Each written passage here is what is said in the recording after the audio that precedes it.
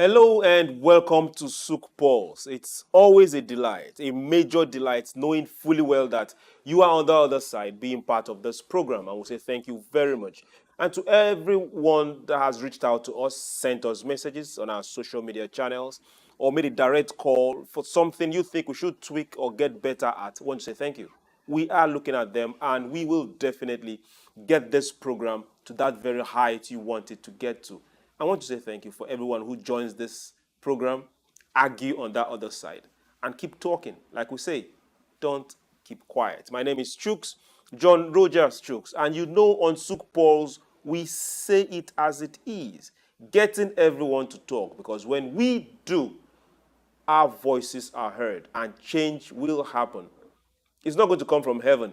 If you keep quiet, even in prayer, you mutter to God, and He listens. So as human beings, we have to talk, and others will listen. And it doesn't matter who is borrowing, who is receiving, who is doing the business, who is importing, who is exporting, who is losing in the business. We say talk. Today, we are going to dwell on something that has caused a whole lot of argument on this side of the divide, and we'll bring it to the fore. Now, for a while, we've had this in the news, be it in the headlines, be it across Africa, be it even outside Africa. And it's been this particular headlines, the level of unproductivity coming out from African states. And we're also looking at that majorly coming out from the most populous black country in the world, Nigeria. Today in the news, we had that particular headline that had to speak to the fact that a lot of the free trade agreements that Nigeria is signatory to, we are not taking full advantage of it. That means we are losing. It still boils down to productivity. So we had a form of minor talk earlier on that has been brewing for a while. So we say, okay, let's bring this back on the table and get to talk about it. And what are we looking at? We are looking at FAAC allocations. For those that are wondering, it is it is an allocation from the Federal Account Allocation Committee, where states, all the states, 36, the federal capital that is reserved, special, go and at the end of every month, taxes and monies made from oil and non-oil exports are shared. Now, before the oil boom, we had a different scenario where the states and the regions made money and paid tax or a part to the center. Now, they developed on their own. Now, the development is visible. The structures and every single thing that was built, be it in the east, in the north, in the south, and all the states are still there till today. The free education in the west, the structures, physical structures, as in buildings that were iconic buildings that were like the first, are still there. You mentioned the Cocoa House, you mentioned the Western House. You mentioned several markets, you mentioned several schools that were built at that particular point in time. Were things happening? Yes. Were people productive? Yes. I still hear people talk about granite pyramids, agricultural produce that were coming majorly from the north. Then there was a change in constitution. Then there was a change in government policies. Then everyone had to now go to the center and get paid at the end of every month. I call it paid. You can always correct me. Then we now start having productivity levels dwindle year in, year out. And it's not gone up, but it's been coming down. People will factor a whole lot of things. So today on this show, we are asking, has the FAAC allocation, talking about the allocation from the center, has it bred on productivity? Is it something we should look at and ask direct questions? Should it go back to what it was before, or how can it be tweaked? To join on this particular discourse today is someone who is not just as learned as he is wise, not just as educated as he is also a trainer, but someone who is open, humble, and ready to argue. Not just his points, but tell you some basic fact that if you want to learn, we would learn. But hey, I won't agree with him. Please join me as I welcome on SOUQ Pulse today, Your Excellencies, distinguished ladies and gentlemen, Dr. Idahosa. Sir, you're welcome to SOUQ Pulse. Chuks, my pleasure to be with you here. Good Nigeria, Lagos. Good Nigeria, Africa. No, I've missed you. I'm not sure. I definitely have. You're welcome to SOUQ Pulse, sir. You're welcome to SOUQ Pulse. Now, today, let's look at this. Why is Nigeria not making the best of the free trade agreement it signed? Let's start from that particular place. We've had this agreement, some signed 20, some signed 25 years ago, both with the US, both with the West, both with African countries. Yet we are not exporting things that we won't pay duty for in the first place. We're not even meeting a quota that was given to us in the first place. Why is that not happening? Before now, feast on these FAAC allocations. You see, it's something that is a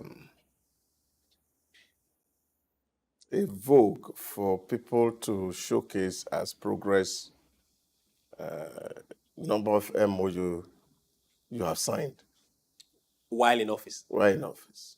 Even when it's not translating into tangible benefits that Please, people can. I'm sorry, I need to cut you.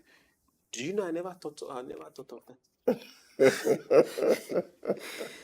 That's serious. Go ahead, please, sir. Oh, yeah. So, and I think that is what the real problem is for us, and especially those who also have the responsibility to manage our economy. There are a lot of some elementary economics theories. Take, for example, when you talk about the devaluation of currency, for example. Okay. Basic economic sense says that you only devalue your currency if you have a product that you want to sell. When you have a product you want to sell, you devalue your currency. You devalue your currency so that it can become cheaper in the region where you are selling it, so that it can become competitive. But what have we done over the years? We devalue our currency for importation. We devalue our currency for importation, which is laughable.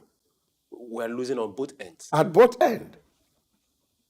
And this is because those who read our economy only try to copy what other people in other climes are doing. But whereas we don't have same problem. So it's like somebody who is having typhoid fever, he's taking antibiotics, and then the man who is also having a headache also is taking antibiotic. Because he's his neighbor. Because he saw his neighbor taking antibiotics. So those are the kind of things that we do. And I think this is where things are really very worrisome for some of us who are watching things. Because these are not deep economists. They are just basic elementary economists. Basic elementary economics. Now let's go back to basic elementary economics and go back to the top. It's monthly allocation breeding on productivity in Nigeria. Well, I think the question may be yes and no. The question may be yes and no. Now, at the end of every month, we get to see state governors. For those that are wondering, we are dwelling on Nigeria today, so hey, don't bother.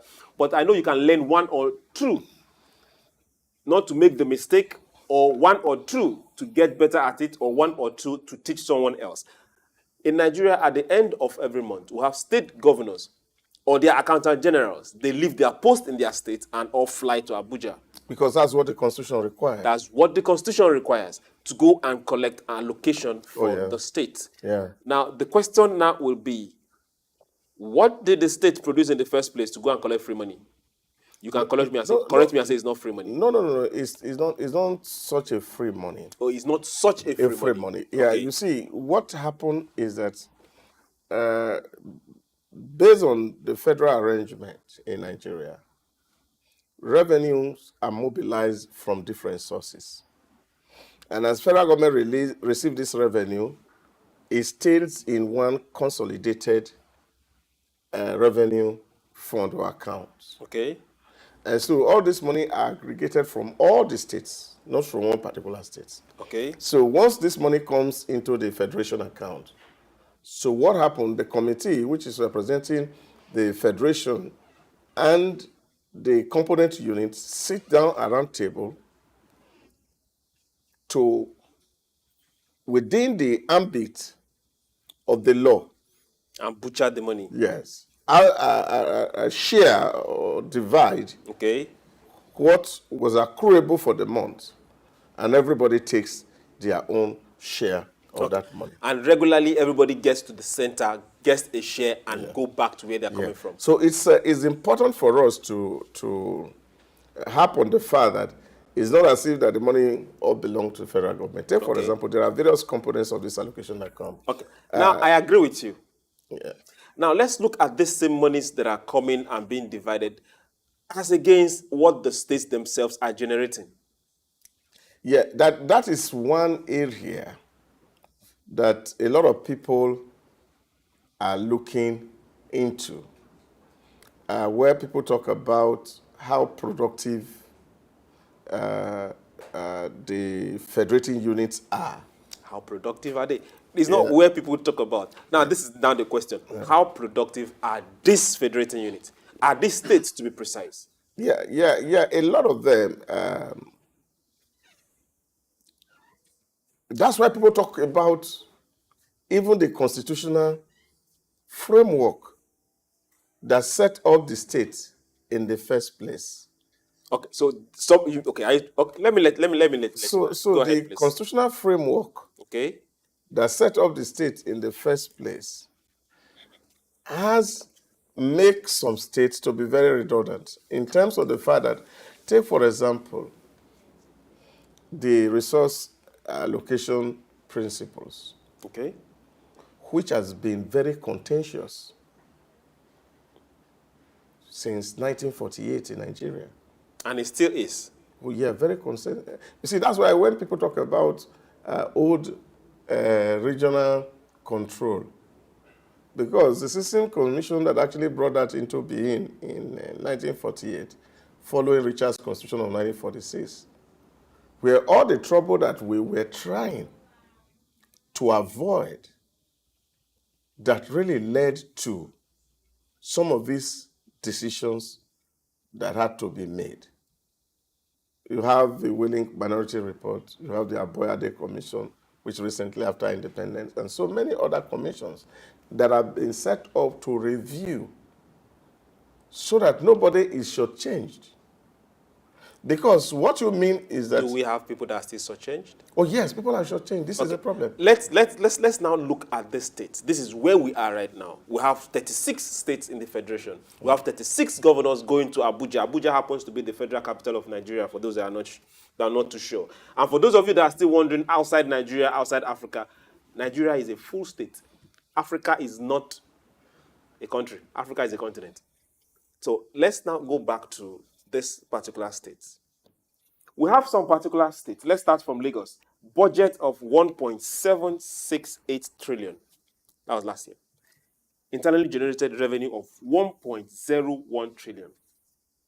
Well, we can say they can do better, but at least they are matching their budget. Yeah, but you see, we cannot take... What they are taking from the center is not part of this. No. We cannot use Lagos as a No. We have all of them here. No, I understand. You see, because it's very quick for us to refer to Lagos. All the states are here. And the reason why it is that is because over a period of time, Lagos was the state capital. As the federal capital of Nigeria, not just the federal capital of Nigeria. You see, as federal capital, it was also located at the body of water. So, which means all our international business and transaction was happening in Lagos. Were, of course, happening in Lagos. Because, and it's still happening in Lagos. Because of its closeness and proximity to the water body. For example, let me give you one very special instance. During the Fashola regime in Lagos State, every truck that was moving anything out of Apapa is made to deposit 300,000 before you can move. Oh yes. Okay. Before you can move out of Lagos. Now you can imagine what that means for a Lagos account and the number of trucks that are moving out. And you can know the bottleneck Yes, it's a deposit. Even recovering it is a problem. And so you can actually take advantage of some of all these things over a period of time, and it become real revenue Okay. for the state. So there's a whole lot of opportunities that were opened up In Lagos State. And because of the distance which was created by bad road network and all of other basic infrastructure, so people tend to want to do business more in Nigeria. And because it was the state capital at that time, the financial capital also resided here. So every bank wanted to have its own headquarters around here. So we were staying in the state capital until this thing moved. And people cannot move just structure one day. So a lot of them are still maintaining their offices here. And Lagos is still benefiting from all that. All these things. I 100% agree. Company income tax. Let's look at Rivers State. I think they still have the same bodies of waters, if not more than Lagos do. Yeah, the River State case is a little different. Okay. Now, and this is internally. Let me just give you the background to the politics of River State, because it's also part of the agitation that the Niger Delta people had been having over the years, that you have oil prospecting companies who are making money out of rivers and other Niger Delta states, but their headquarters are in Lagos. And you know that what means for business, because it's where your headquarters is, that's where you pay tax. So you have operations in Bayelsa, you have operations in Edo State, you have operations in Imo State, but at the end of the day, all these things are collated and Lagos get the benefits.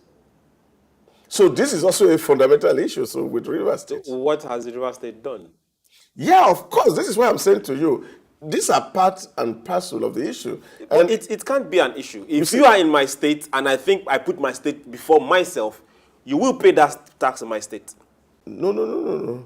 Yeah, but you see, let's tell ourselves some basic truth. If you are in my state, if you are on my land, you could be federal government. It doesn't matter. No. Where is the exploration happening? No. You see, Constitution had to. Constitution, there is a court. It's not court. It's not court. Court, we have Where to. Where is exploration happening? Where exploration is happening there. Good. So there is nothing that says, wait now. Okay. There's nothing that says, the law says that is where you are exploring, that's where you are going to put your headquarters. No. Yes, but then the explorer will pay the tax to the state.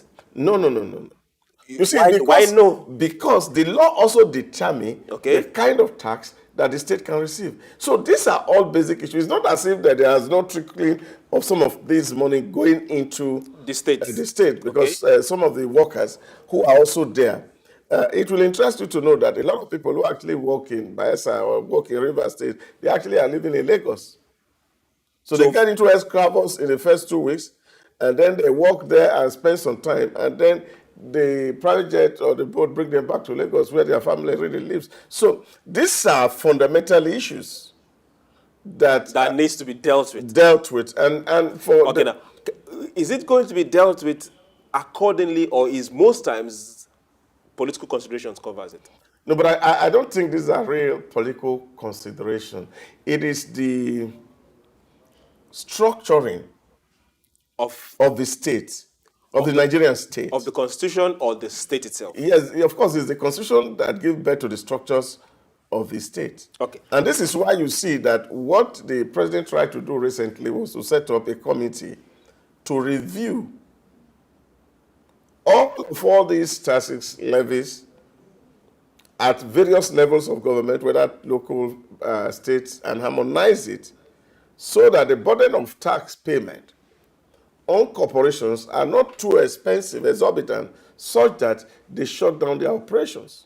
So this is a problem, because the more operations that are shut down, the more unemployment you create, the more poverty you breed. So this is the challenge. It's not just about taking money from companies, it's far more than that. So how do you rework this environment? And don't forget, with this agitation coming, and people can give you 1001 reason, starting from environmental activism now to blatant sabotage of the state, what eventually came to be known as the militancy syndrome. Okay, now let's leave the militancy syndrome. Let's still run down for some particular states. Now we have Ogun State. Their budget was 472.25 billion. Internally generated revenue 210. That's almost a little less than 50%. Then we have Delta. We have 571 billion 0.64. Internally generated 95 billion. That is eye-catching. Now let's now look to other states that are not doing very well. Now we have a KB state. Talking about the state's creation you talked about. We have a KB state who had a budget of 166.99 billion and internally generated revenue of 10.19 billion. Which means states like this, which a lot of states fall into, are 100% going to depend on that allocation. You see, this is why I want you to put these things contextually. Because if you are not speaking to them consensually, contextually, we will be misleading our audience. Okay. How are they going to get the money to fund this budget? Now, this is what I'm saying.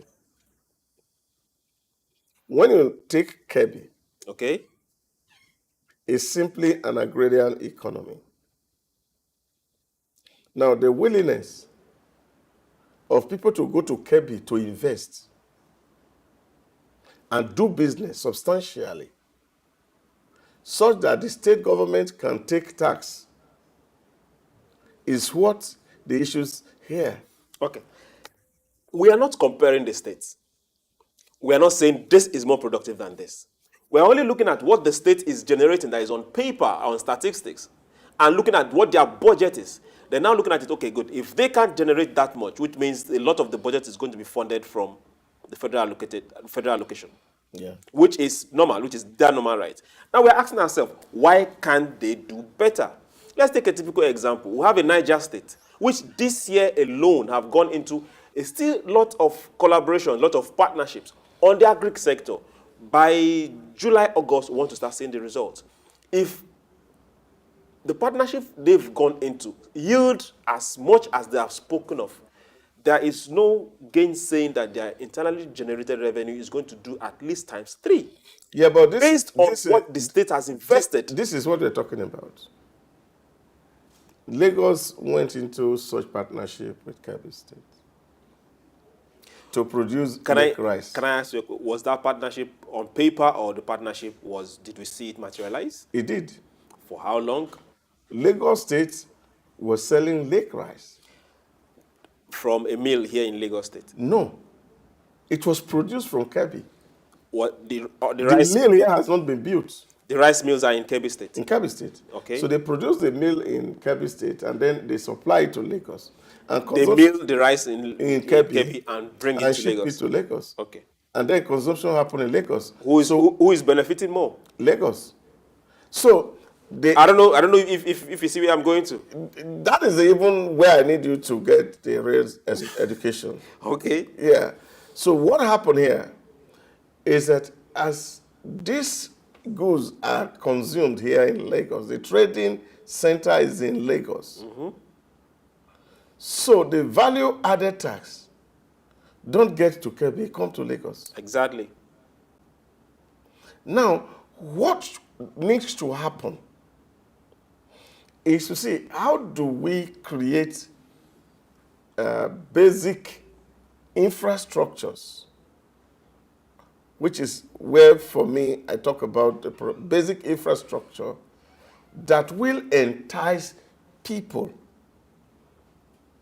to deliberately leave Lagos and go and settle in Kebbi or in Niger State. Can I ask a question before we go on break?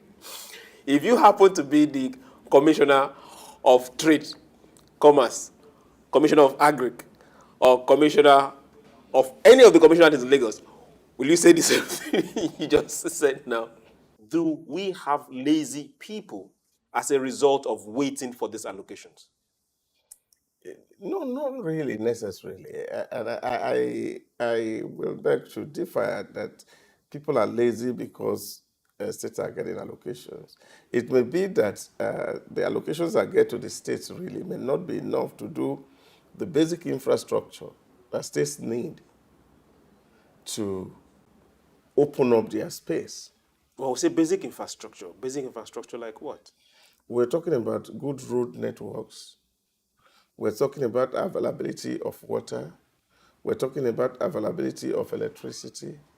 You're talking about a proximate seaport that is developed that can reduce logistic trouble. So all these are the things that you are thinking about that will make a society open up, and then people be willing to do business, because not many people really want to come congest here. Okay. When you talk about seaport, Lagos State built Lekki seaport. Yeah. A state, they took the initiative. They looked for who had the money. And how they wooed him, we don't know. Can't other states do the same? Niger State has produced how many presidents? They have influential people. There is Lokoja very close to Niger State. They also have a very River Niger running through Niger State. They can also do the same. They can dredge the Niger with the help of the federal government and do the same. So where and what is stopping states from starting this initiative? If one can do it, others can also copy. Why are they stopping? Well, I think the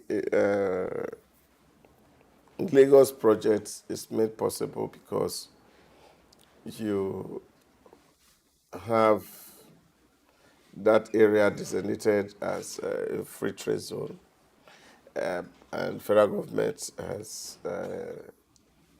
given all the necessary backing that this is a free trade zone, people can do business around here. And so for business to be able to happen, so you put infrastructure in here. There are actually about 8 free trade zones in Nigeria. Okay. Yeah, but unfortunately, many of them are not active, and that is a problem. But you see, it's also the ability of people to think. When you And say they are not active, they have refused to catch the vision. It's not catching the vision. You see, the problem is the inability of people to think. Inability for people to think. Yeah. Because they have free money coming from the federal allocation. No, I don't think it's even just because even the free money you talk about, it's really not enough. If something is not enough, what do? You go out there and make sure you show it up. If you know what to do. But, okay. Now, don't you think because you even have some that is coming, is beclouding your judgment to go out there and think? No. Okay. What happened to the agricultural produce that was coming from the north before the advent of allocations? You see, I have repeatedly made this argument on this desk. We are very ahistoric. Okay, we should live in the now. In I agree with you. looking at our problems. Now, what you find happen here is the fact that we are doing business and we are not investing in that sector. Which sector to be precise? Any of it. Okay, for most businesses we do. So we take the profit and yes, we just spend. blew it. Take, for example, let's even start from the west here. Cocoa. The only closest thing that the western region did with cocoa was having a stock, Odra, in Overton. There was free education. So this is the problem. Was it education that people really needed? Or that people... They build structures. No. This is a problem. So when you take money from an industry... They built the cocoa processing plants in Akure, in Ibadan. I think I know about 3 of them. Yeah, that's what I don't know the state of the... That's what we're talking about. What are they processing? They were processing cocoa. What are they processing? Seeds. Cleaning Yeah, of the seeds for export. Yes, that's what they were doing. So, what about investment in the value chain in terms of converting cocoa to chocolate, which some Western countries are living on? I think those that were buying it off them did not let them think towards us. Now, what we did, which for me is fundamental, yes, I don't want to discredit what people have done. Okay. but it's to look at it in terms of its relevance. So the cocoa farmers whose children were supposed to have been trained along cocoa value chain were told that they have better opportunity to have certificates to leave the farm and come to do clerical work for government, and that was defined in quotes as good life. So the cocoa farmers have no heirs To continue yes their trade. their trade. This is the worrisome part of our education. Whereas when you go to other places, it's not like that.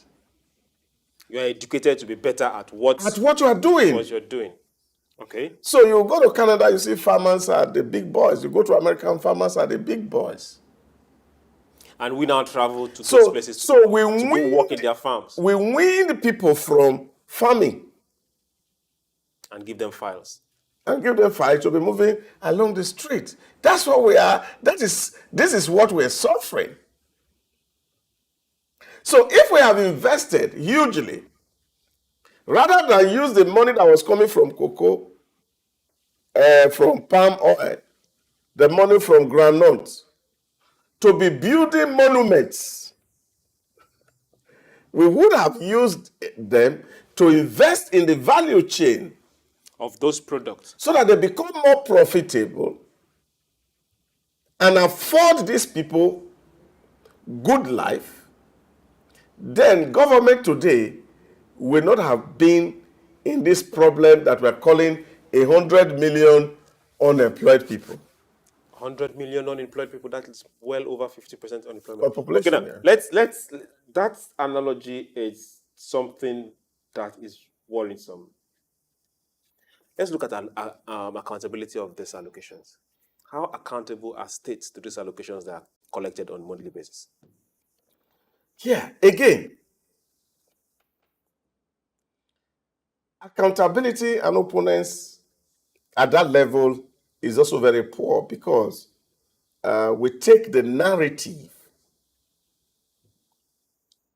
that we are failing because of the center. You see, this is a problem. Okay, I'm giving you money.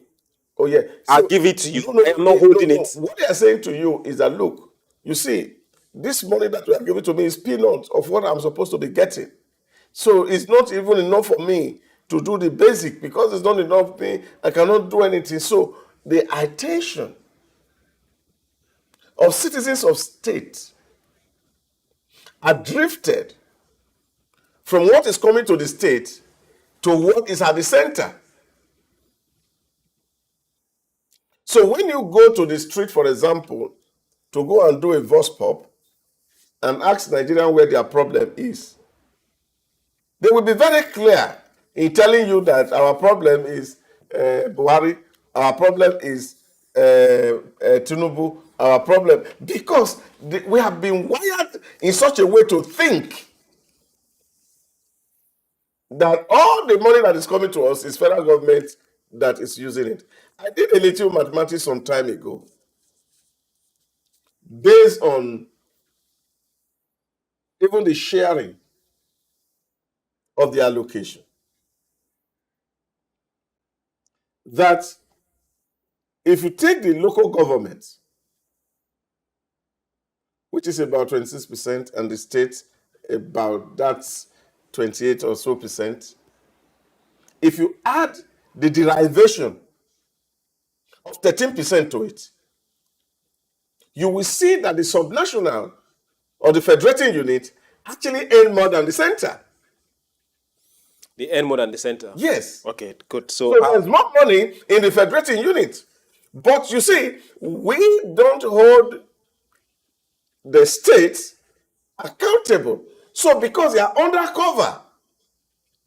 Undercover per se. Yes, by the narrative that is created by the media, who takes the people focus away from what is happening in their local politics to what is happening at the center. Take, for example, budget it, do tracking of projects in states. I haven't seen people sit down to say, oh, this abandoned project in this state, this abandoned project in this state, and really see a national conversation around it. Nobody talks about Even it. if we don't have national conversation, let there be a statewide conversation about it.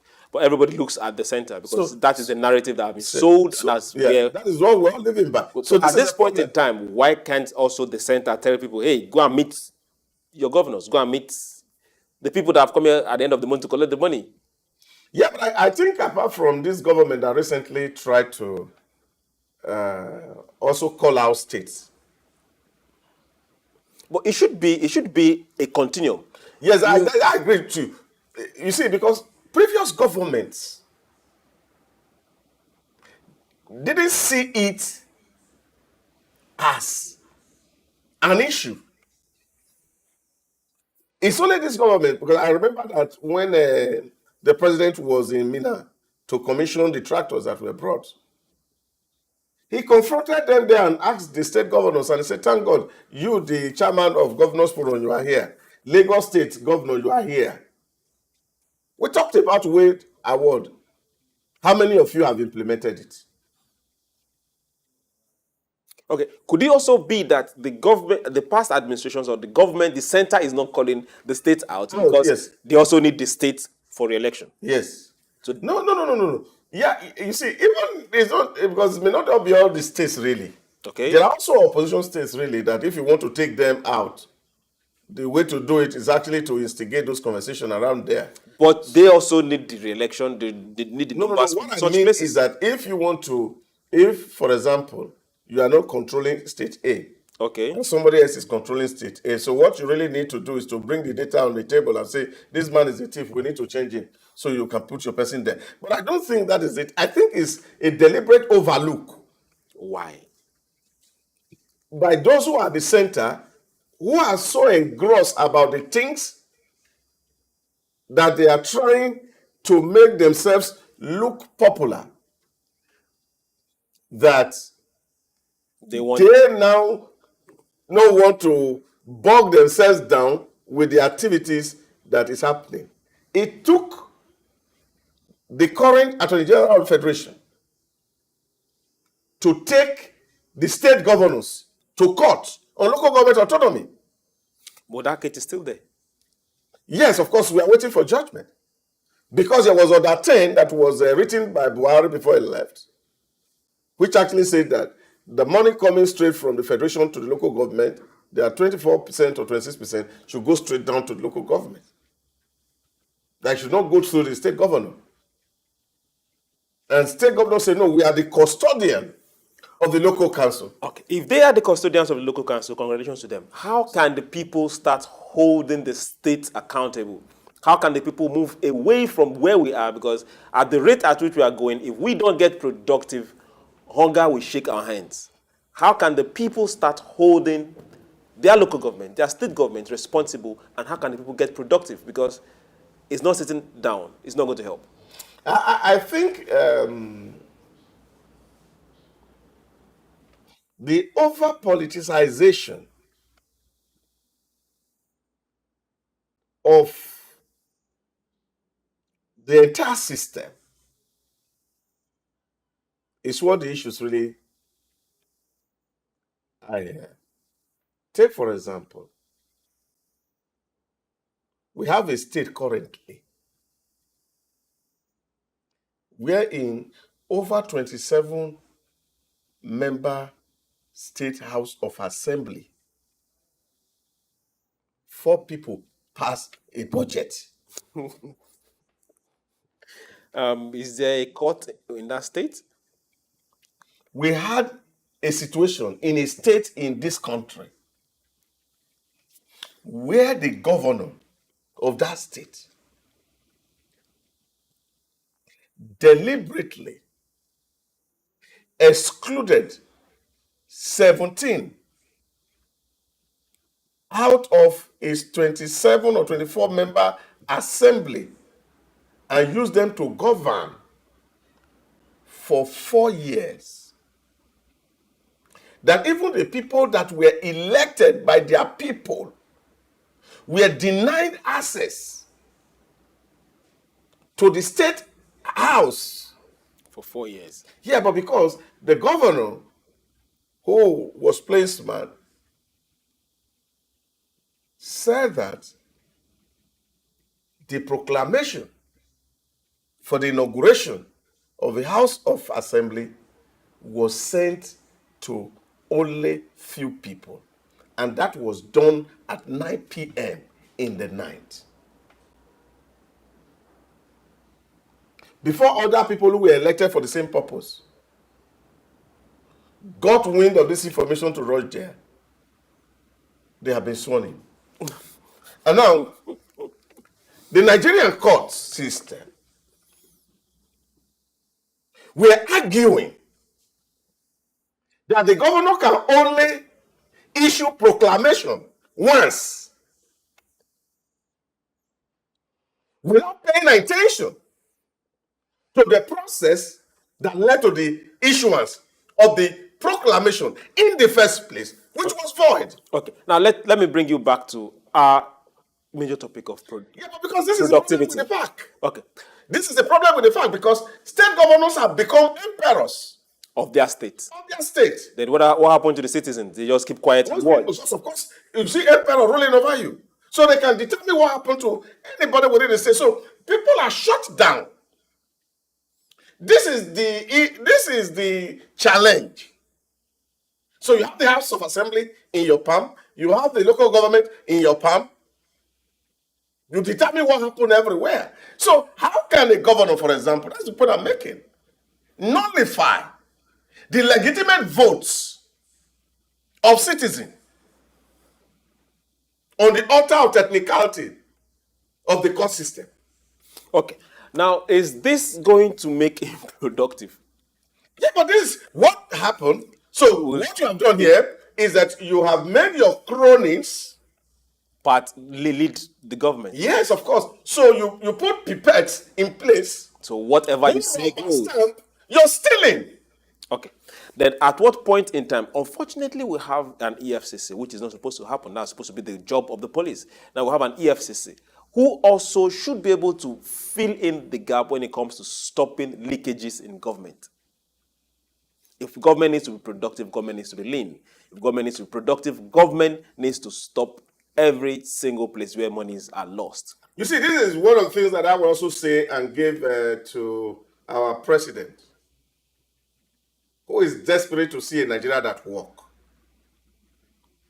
That he should write on the back of the 2007 Procurement Act of the Federal Republic of Nigeria. But a lot of these places we are going to right now are office sitting table issues. We want to see industry. Yes, this is the point I'm making. We want to see farms spring from states. Yeah, because if they are not investing the resources that is getting into their hands very well, and they are hiding under the gap that it's a federation. Can't the citizens of the state sue? No. Yes, citizens of the state can sue, but they've already emasculated the citizens. Now, the only person that has not been emasculated is the federation. So the point I'm making is that the federal government, through the laws of the land, especially using the Bureau for Public Procurement Act 2007, to prosecute most of the state governors. Because the act gives power to the Bureau for Public Procurement that any money you get from the federation account, what you use it for, you should report to the Bureau. Accountability. So this would have been the accountability system or framework which is in place. So we should use that act to track up the states and see what they are doing with the money that they come to take from Abuja. So we see whether they are submitting the report to Bureau for Public Procurement and see whether procurement that are happening in the states are following due processes or not. So this is the only way we can get out of the trouble from the emperor's hand. What if they are all on the same bed? How will you deal with that? Well, I think that, yes, we can be on the same bed. But let's even start with those who are not in bed with us. So that you find that you can look at how, because I see some measure of sincerity in the heart and in the posture, as we used to say in the last regime, the body language of, That was a very of Mr. President. that was not a very good body language. It didn't get us far. So the body language of the president seems that he wants to do what's right. So he must be able to take advantage of some of the legal framework that's already on the ground to oversight. Because whatever that it is that happened, the failure or the inability of state to play their role boomerang on him Directly. So he must stop that boomerang. He should not allow anybody to rubbish him. More money is coming into the state now by virtue of the bold decision that Mr. President has taken. So he must ensure that these people who are taking this money become accountable. Okay, now let's leave the states and now look at private sector. How can we encourage, in your own voice, in just 2-3 sentences, how can we encourage not just private sector but individuals to back up and get productive? Be it farming, be it any craft you're good at, be it any craft you can help in. Even for those within the metropolitan places, what can you do for those in the rural places to farm better, to produce better, so that you won't buy a tuber of yam for 2,000 naira for the small one? I think the appeal is quite overdue, especially for those God has blessed. I was speaking yesterday and I was saying to the audience, the luxury we live at the expense of the poor is actually the nightmare that all of us are facing right now. When a man can afford to buy 12 cars, luxurious cars, and put it in his compound and be warming them every morning and showcasing it without shame. And some of them, they don't have a factory. They don't have a business that's running. Political considerations. So these are the issues that needs to be addressed. That is deliberate, because if you are overspending Monies that are not yours, even when it's yours, and the income is so much, the income is increasing by the day. And the more you increase your income, the more you increase your spending. Your lifestyle change. You used to live in the mainland. Because your income just increased, you move to Lekki. Now, income has increased again, you come back to Banana Island. Because you are trying to measure up with some certain class of people. So, you can imagine that people put down 2 billion, 10 billion to build a living house. You imagine if that money is spent on even a farm alone that's going to be producing just orange. Do you know the number of people that will be employed? Do you know the number of area boys that will get off the streets? and And then we will have safety. return on the investment too. And then, of course, when there is safety, you can now also be looking forward to foreign direct investment. And the reason why people won't bring their money here is because the environment is not safe. So I also feel that private individuals who God has blessed should set up factories, businesses that can accommodate young and energetic people and give them a hope for living, rather than spend them on renting yachts for a weekend party. Okay, for those particular weekend parties, make sure you invite me. I want to say thank you very much, Dr. Idahosa. It's always a pleasure having you on SOUQ Pulse. My pleasure always here. Thank you. Then to everyone that has been part of this particular project for today, that is what it is. Remember, we say no to spending monies that you know you can save. No to taking allocations on monthly basis. Now I'm talking to governors and their attorney generals and every other, both accountant generals and every other person within that particular circle that gets into Abuja, get these monies and head back. We should hold them accountable. For everybody from different states, this is not a competition right now. If we want to get productive, then we should say, give us an account of what are you spending these monies on. Open up the places, open up the states. Let the young men get active. And for every young man waiting and praying, God answers prayers based on what you have in your hands. Get your hands dirty, get working, and let's get Nigeria moving. My name is Chuks John-Rogers Chuks. We'll do this again tomorrow, Tuesday. It's been a pleasure having you here. Have a beautiful evening.